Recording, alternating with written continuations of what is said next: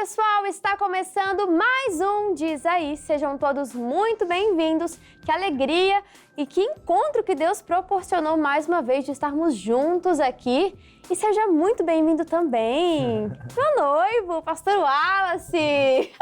Olá, dona Júlia Nobre, minha noiva. Dona Júlia Nobre.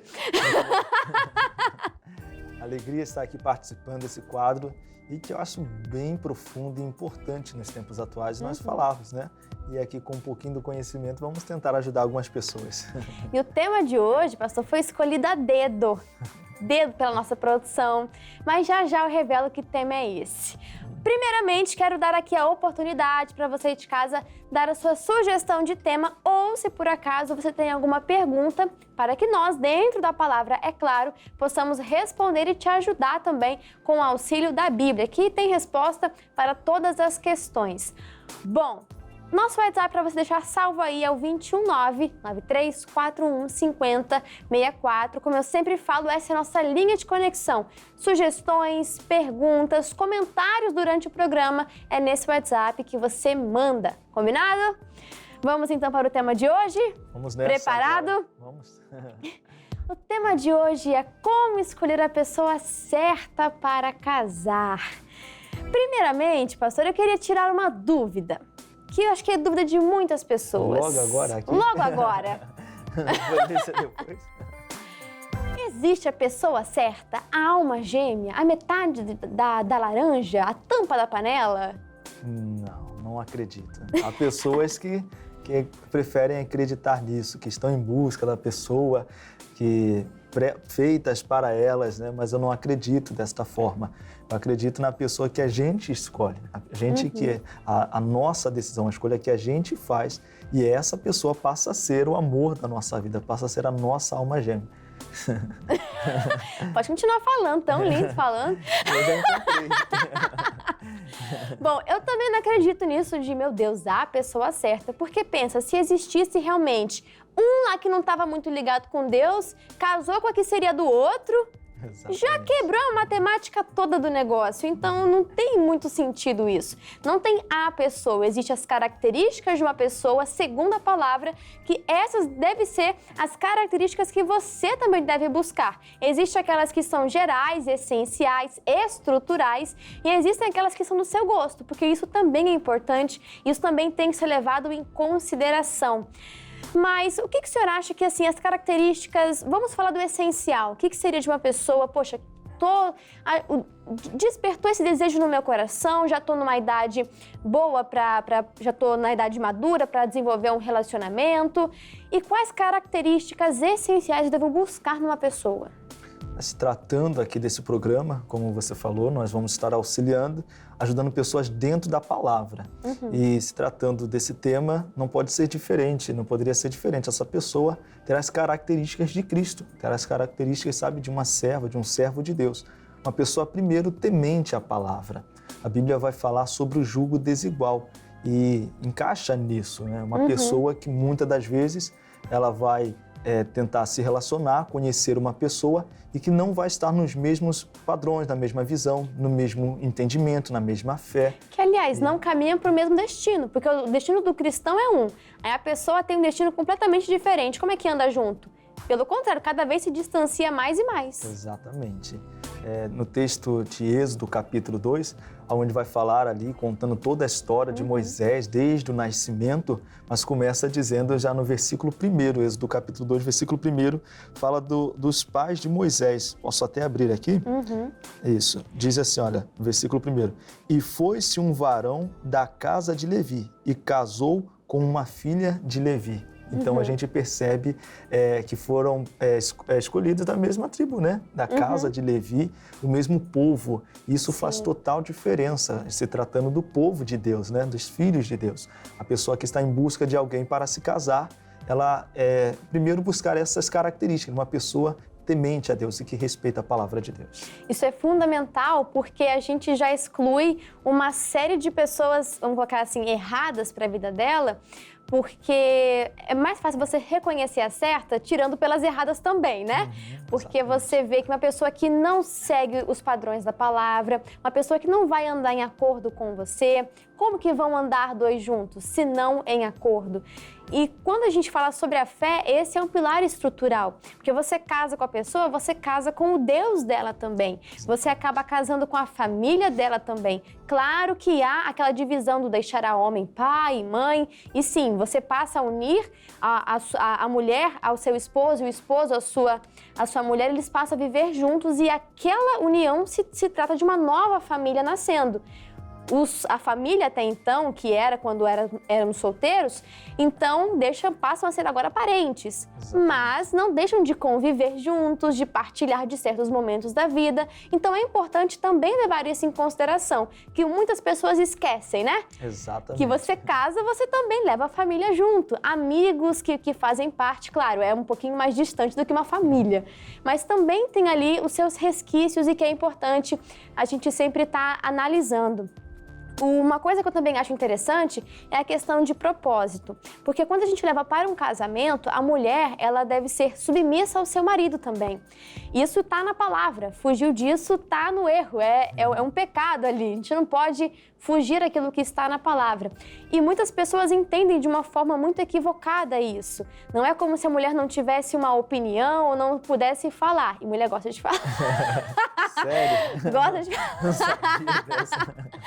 Mas no seguinte sentido, a submissão, ela significa você estar debaixo de uma missão. Quer dizer que nós, quando a gente casar, vamos estar juntos cumprindo uma missão. E se a sua missão for uma, a minha missão for outra, como é que a gente faz isso juntos? Não tem como, né? Não tem como. Não andar juntos, né? Se não tiver. Não andam juntos se não Exatamente. tiverem de acordo. O propósito também precisa estar bem estabelecido ali. Eu lembro quando a Brenda veio aqui, a gente conversou exatamente sobre jugo desigual e a gente aprofundou nesse assunto. E a gente falou sobre esse jugo desigual de propósitos também. Porque, por exemplo, vamos colocar que um ali tem um propósito de uma igreja local e uma outra tem um propósito de missões. Ambos são vontade de Deus, cada um tem aquela missão, mas aí eles decidem se unir. Alguém ali vai acabar sendo prejudicado em relação ao chamado também. Ou algum vai ter que deixar o seu chamado, porque como é que eles vão potencializar? Porque a união é justamente para isso, para se acrescentar, para potencializar, né? E para os dois cooperarem juntos. Se não tem o mesmo propósito, como que vive uma mesma missão? Exatamente. E quando há esta união, baseada na palavra, respeitando o tempo, sabe? Respeitando a direção do Espírito Santo de Deus na vida dela, é como você falou, né? Quando não há, alguém acaba sendo prejudicado quando não há essa direção. Mas quando há essa direção de Deus, não há prejuízo. A Bíblia diz que a bênção de Deus, ela enriquece e não acrescenta dores. Mas uma coisa bem importante a gente se falar aqui, é que o tema é como escolher a pessoa certa para casar. E a gente enfatizar isso, que é para casar. Sim. Porque às vezes a pessoa ela tá em busca de alguém para se relacionar, para suprir uma carência emocional, uma necessidade física que ela tem, sabe, muitas das vezes porque acha bonito, por conta de um sentimento, de uma emoção, porque outras pessoas estão casando, os amigos estão casando, ela está ficando sozinha, e isso começa a gerar vários, sabe, gatilhos na pessoa, um desespero, um medo de ficar sozinha, e são motivos que às vezes a pessoa encontra para se casar. Na verdade, ela até faz o seguinte, né? Abaixa o preço. Exatamente. Abaixa os critérios. Então, aquilo que é importante segundo a palavra, metade disso daí, não. Se aparecer um mais ou menos, eu já vou aceitar. Exatamente. Não é assim. Deus tem o melhor para a sua vida. E quando a gente fala que Deus tem, é porque Deus ele tem essa capacidade de aproximar pessoas. Isso também acontece. Mas é importante que você saiba de uma coisa. As pessoas, elas podem ou ser bênção ou ser maldição. Ao mesmo tempo que Deus aproxima pessoas, o diabo também usa pessoas. Então, muito cuidado também com quem tem se aproximado. Sempre peça discernimento ao Espírito Santo, para que ele venha dar paz no seu coração de devo seguir por esse caminho, ou se ele trouxe confusão, veio acrescentando dores, não veio acrescentando, porque essa é a definição de bênção de Deus, né? Que ela enriquece e não acrescenta dores. Se fugiu disso, são grandes alertas aí para você não seguir por esse caminho. Eu acho muito interessante isso que você falou, de escolher a pessoa certa para casar. Não apenas uma relação. Não é um passatempo, não é alguém para suprir uma carência sua, não é alguém para você sair da casa dos seus pais.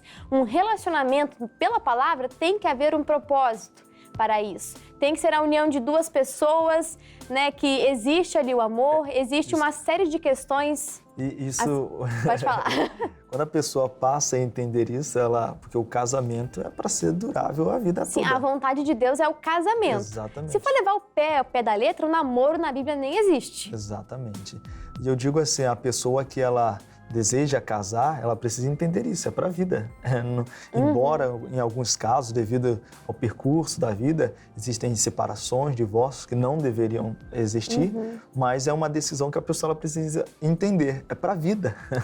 E quando ela para pensar e analisar dessa forma, eu acho que ela começa a ter mais cuidado nas decisões, né? Sim, do que apenas uma aventura, se não der certo, termina, separa, porque já viu casos de pessoas que não deram certo e separaram. Mas eu preciso entender que o propósito de Deus numa união é o casamento. E o casamento que seja para sempre. Que não seja a morte, né? Que somente a morte é separar os dois, na verdade. Exatamente. Até que a morte os separe. Eu queria, amor, que você contasse o episódio de quando você foi falar com os meus pais. A pedido da produção, eles queriam que contasse. A pedido da produção. Queria que a gente... Poxa, produção... Queria que contasse um pouquinho, já que amanhã é o dia do nosso casamento. E assim, me admira muito a postura que você teve no dia que você foi falar com os meus pais. Algo que meu pai conta até hoje. Então, por favor, amor. Logo de início, era a conversa só para pedir a mão em namoro. E eu lembro que naquela mesa, eu já soltei logo pro pai dela, que é o pastor Wilson. Eu disse, olha, ele perguntou como aquela pergunta bem clichê, né? Bem padrão, quais são as intenções sua com a minha filha? E eu, sem dúvida nenhuma, eu logo respondi, olha, eu vou casar com a sua filha. E eu lembro que ele estava sentado na mesa e ele deu um pulo. Que é isso, rapaz? Já tá falando de casamento? Ué, como é que pode? A gente só começou a namorar porque tinha esse propósito. Exatamente. Senão nem valia a pena começar o namoro. E aí, quando eu esperei ele acalmar, sentar, eu falei, pastor, eu não vou entrar num namoro que não haja propósito de casar. E essa é a minha intenção com a sua filha, casar com ela. E apesar de na Bíblia, eu até comentei isso, né? Se for levar o pé da letra, não existe o namoro. Diante da cultura, se criou esse costume do período do namoro para ter essa aproximação e se conhecer, no sentido não errado da palavra, mas conhecer a personalidade. Porque muitos não conhecem, não abrem o olho durante o namoro, aí casa e aí quer abrir o olho, depois que já casou. Aí vai descobrir, meu Deus, nós somos incompatíveis. Tem até uma palavra, né, que muitos justificam com isso, acho que é incompatibilidade, que muitos falam isso. Mas por que não se observa isso no namoro? Deixa para ter outras prioridades nesse momento, fecha o olho no namoro e quer abrir o olho no casamento. Não é assim que funciona. Bom, levando assim ao pé da letra, seria como você abrir o olho no namoro para você prestar atenção em todos os detalhes, conhecer de fato aquela pessoa e saber se você consegue conviver com os defeitos dela. Porque, meu Deus, essa pessoa tem defeito, qualquer outra pessoa tem defeito. Inclusive, deixa eu contar, você também tem defeito. Você não é o perfeitão da história não, nem a perfeitona, calma lá. Você também é cheia de defeitos. O próprio Davi, no Salmo 19, ele diz, quem é que pode reconhecer seus próprios erros? Ele pede a Deus, né? Expurga-me tus que me são ocultos. Ele está reconhecendo, né? Olha, eu tenho dificuldade, porque uma vez eu até pregava, eu falava sobre isso, que quando se trata dos defeitos das pessoas, a gente logo aponta, a gente logo sabe dizer, fulana é explosiva, fulana tem atitudes que eu não gosto, comportamentos, fala desse jeito. Mas e quando se trata de nós? A gente tem, às vezes, dificuldade. E é como você falou, preciso reconhecer os meus defeitos para que eu possa ver, pesar se vão encaixar, se vão ser suportáveis, se unindo aos defeitos da outra pessoa também. Exatamente. O período do namoro é para se observar isso, para você observar como que, no caso, eu observei como você tratava a sua mãe, você já observou como eu tratava o meu pai, que são os principais, os pais no geral, né? Mas todos esses detalhes são importantes para que você combine isso e pense, essa pessoa, eu passaria o resto da minha vida com ela. Ela tem defeitos? Tem, mas as qualidades que ela tem superam em muito os defeitos. E eu sei que eu posso conviver com esses defeitos, vou aprender a lidar com eles. Isso é fundamental, porque se não tiver isso, tem como caminhar para frente o relacionamento? Não tem como. Não tem como. Ali em Gênesis 24, a Bíblia diz que quando Abraão, ele convida o seu servo para que procure uma esposa para o seu filho Isaque, a Bíblia diz que o seu servo, ele ora a Deus. Ele ora Sim. ao Senhor, ele para próximo ali ao poço, onde se retirava a água, e a Bíblia diz que ele observava. Ele fez uma oração pedindo que Deus confirmasse através das atitudes.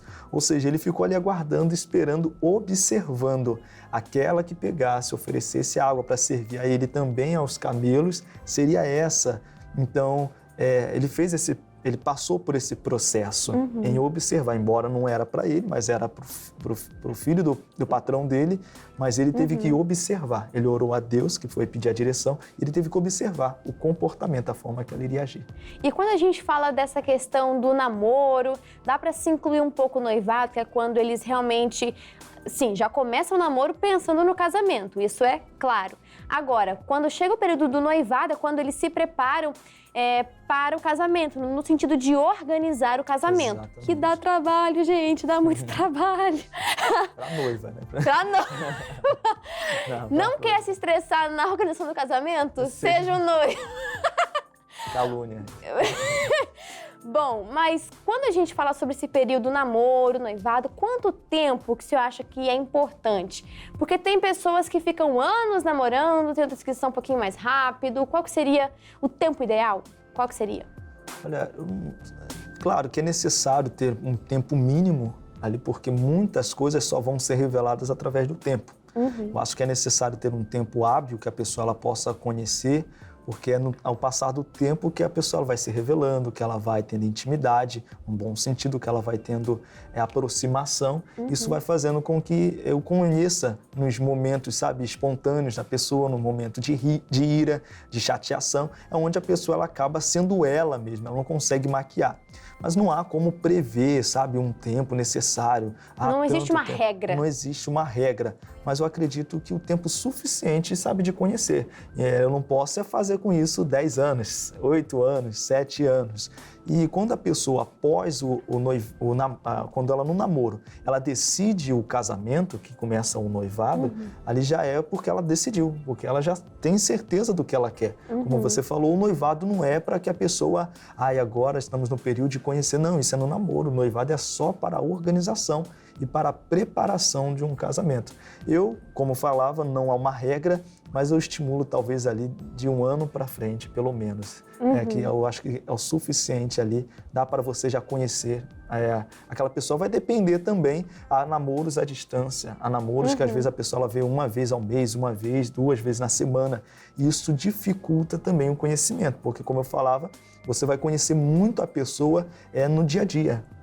Quando a pessoa é espontânea, no momento que você faz algo que chateia, no momento que você fala algo que ela não gosta, e ali ela vai expor aquilo que está no coração. Não, e outra, quando você, por exemplo, quando a frequência que se sai nos encontros entre namorados é muito pouca, perto de uma convivência todos os dias, que é um casamento. Então, assim, tem coisas que mesmo que o que eu não concordo, mas a pessoa que namora 10 anos, mesmo assim ela vai casar com a pessoa e ainda vai descobrir um monte de coisa. Exatamente. Então, assim, é um tempo suficiente para saber, quero passar o resto da minha vida com ela, tolero os defeitos e como a gente falou, né?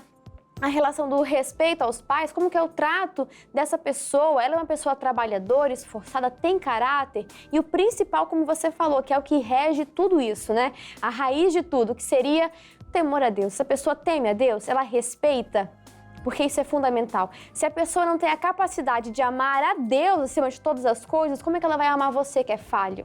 Então esse é um ponto muito principal, assim, importantíssimo. E que fique claro que namoro é feito para acabar. Ou porque não deu certo, e que bom que os dois então não casaram, porque viu que se fosse um casamento, como dizem que o divórcio começa no casamento, é feito para acabar. Não deu certo, não somos compatíveis, não tolero os defeitos dessa pessoa. Então que o namoro ali termine. Agora, se é para acabar bem, que acabe no casamento. Que aí os dois vão viver felizes para sempre. Esse é um outro assunto que a gente pode também voltar para falar aqui. O felizes para sempre. Será que são tudo flores? Será que é só 1000 maravilhas? Porque as histórias de princesa só acabam aí. Exato. Já ouvi falar que quem conta a história depois do casamento é só o Shrek.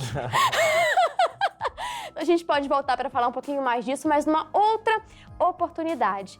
Pastor Wallace, muito obrigada pela sua participação neste programa, muito obrigada a você aí de casa e quero, pastor, que o senhor dê aquele recado especial para quem é da região ali de Laranjeiras e que queira estar na igreja, como que ela encontra? Exatamente, bem sucinto, a nossa igreja ali no bairro de Laranjeiras, bem localizado na Rua das Laranjeiras, número 54, bem próximo à estação de metrô Largo do Machado e em frente a Lojas Americanas. Domingo, quais são os horários? 7, 9 e meia, às 15 e às 18 horas.